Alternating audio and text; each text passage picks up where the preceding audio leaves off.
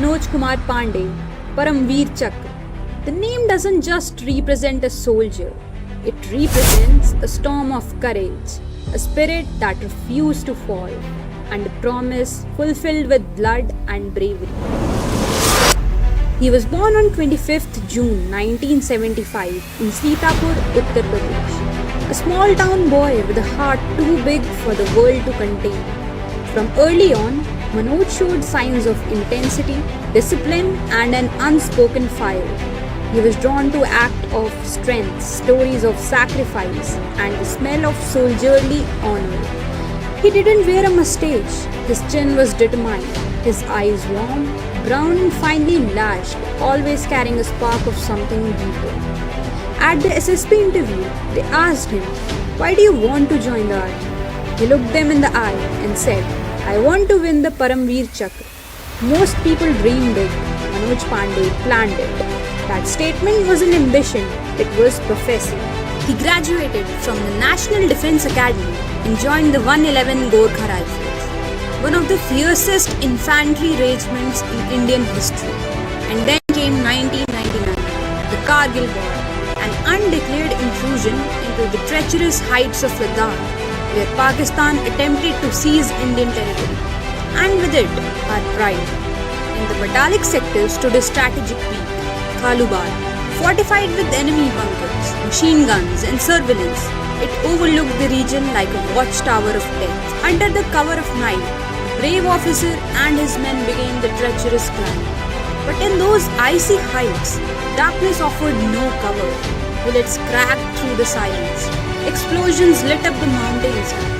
As his men came under heavy fire, Manoj kept moving, leading from the front, never behind.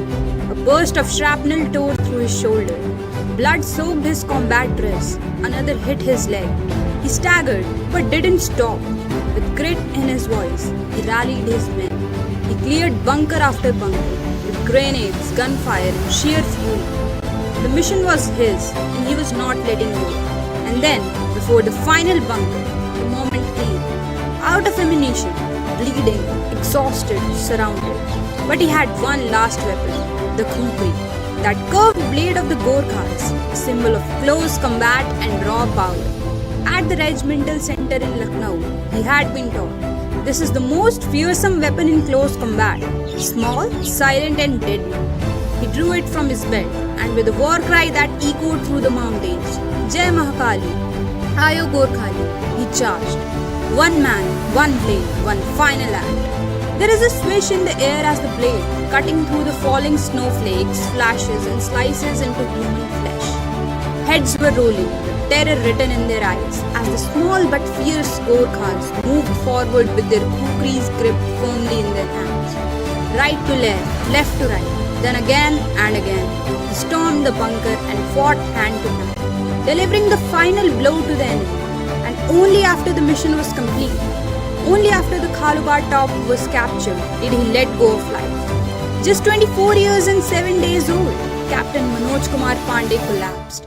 His arms released the rifle he had gripped with all his might. His fingers let go of the trigger. His disobedient body had stopped listening to his commands. His knees gave way. His head slumped forward. "Na chodnu, don't leave them," he cries out in Gorkhali, telling his men to carry on the carnage. His chest rose and fell one final time, but he did not fall. He rose into legend. He didn't just fight, he bled so others could live. He didn't just climb a mountain, he climbed into immortality.